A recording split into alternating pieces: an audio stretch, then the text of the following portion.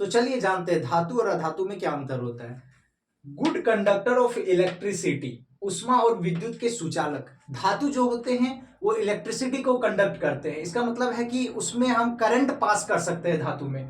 और अधातु जो होते हैं वो बैड कंडक्टर ऑफ इलेक्ट्रिसिटी, यानी कि उष्मा और विद्युत के कुचालक होते हैं।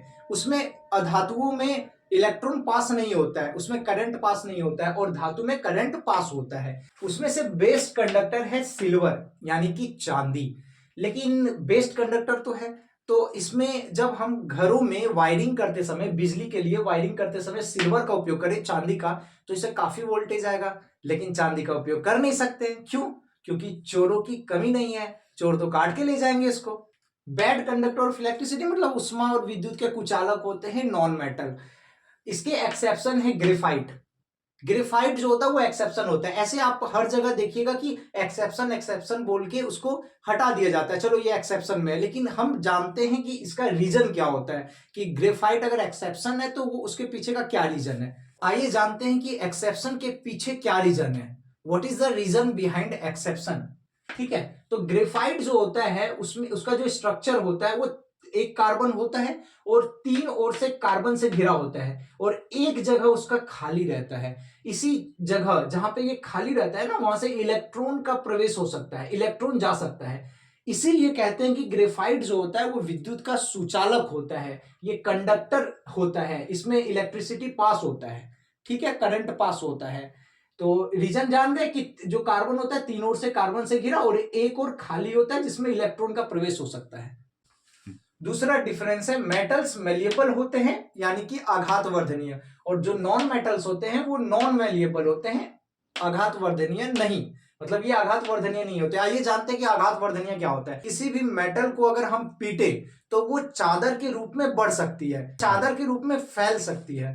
जैसे कि एग्जांपल में हम देखें तो जो सिल्वर पन्नी होता है जो स्वीट्स के लिए यूज करते हैं, चांदी का वर्क, वो हम क्या करते हैं कि वो आघातवर्धनीय गुण के कारण ही उसको फैलाया जाता है और उसी को पतला किया जाता है और उसी को स्वीट्स में बिठाया जाता है। और ये जो नॉन मेटल्स होते हैं वो आघातवर्धनीय नहीं होते हैं। तीसरा डिफरेंस हमें आता है डक्टाइल। डक्टाइल मतलब तन्य। मेटल्स जो होते हैं वो तन्य होते हैं, और जो नॉन मेटल्स होते हैं नॉन डक्टाइल, यानी कि तन्य नहीं होते हैं। तन्य का मतलब जानते हैं, जैसे कि किसी भी मेटल्स को, धातु को हम खींच सकते हैं और उसको तार के रूप में कर सकते हैं। जैसे कि हम लोग यूज करते हैं इलेक्ट्रिसिटी में तांबे का, तो तांबा का तार बनाया जाता है इसी गुण के कारण, क्योंकि उसमें तन्यता का गुण होता है मेटल्स में। जैसे कि आप ये भी जानते हो कि जो सोनार होता है वो चांदी का चेन बनाता है, सोना का चेन बनाता है, तो इसी गुण के कारण, क्योंकि मेटल्स होते हैं वो तन्य होते हैं।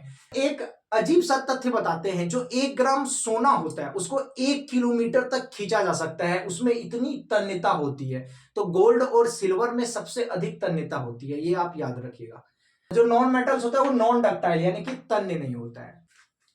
चौथा होता है लस्ट्रस। लस्ट्रस मतलब होता है चमकीला। जो मेटल्स होते हैं, धातुएं होते हैं, वो चमकीले होते हैं, और जो नॉन मेटल्स होता है वो नॉन लस्ट्रस होता है, चमकीला नहीं होता है। और पांचवा डिफरेंस है हार्ड। जो मेटल्स होते हैं वो हार्ड होते हैं, जनरली हार्ड देखते हैं मेटल्स को, लेकिन उसमें एक्सेप्शन पाया जाता है, क्योंकि सोडियम और पोटेशियम जो होता है वो कठोर नहीं होता है, उसको हम चाकू से भी काट सकते हैं। आइए जानते हैं मेटल्स जो कठोर होता है, लेकिन एक्सेप्शन में सोडियम और पोटेशियम नरम क्यों होता है, इसे चाकू से क्यों काटा जा सकता है। आइए जानते हैं, क्योंकि ये एक एक्सेप्शन है और हम जानेंगे आज एक्सेप्शन के पीछे का भी रीजन। तो जो सोडियम और पोटेशियम होता है उसका ससंजक बल और बंधन ये बहुत कमजोर होता है। ससंजक बल मतलब होता है जो अणु अणु होता है उसके बीच इंटरमोलिकुलर फोर्स, एक तरह का बल होता है, उसको कहते हैं ससंजक बल। तो ये सोडियम और पोटेशियम में ये बहुत कमजोर होता है, इसी के कारण क्या होता है, सोडियम पोटेशियम हार्ड नहीं होता है, कठोर नहीं होता है। और नॉन मेटल्स में जो नॉन मेटल्स होते हैं वो सॉफ्ट होते हैं। इसके एक्सेप्शन है डायमंड। डायमंड हार्ड होता है, ऐसा क्यों?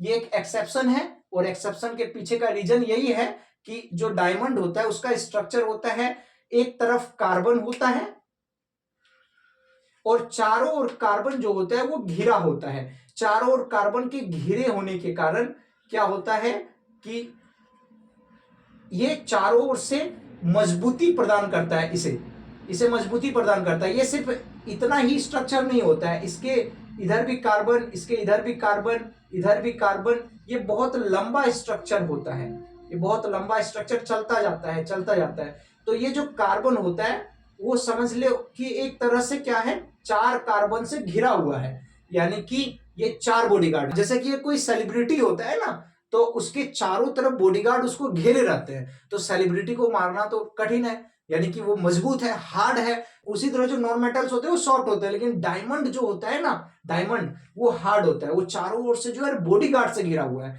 4 कार्बन से घिरा हुआ है, चारों ओर से 4 बॉडीगार्ड से घिरा हुआ है, तो वो क्या होगा, वो बहुत मजबूत होगा, हार्ड होगा। इसलिए जो डायमंड होता है वो बहुत मजबूत, हार्ड होता है।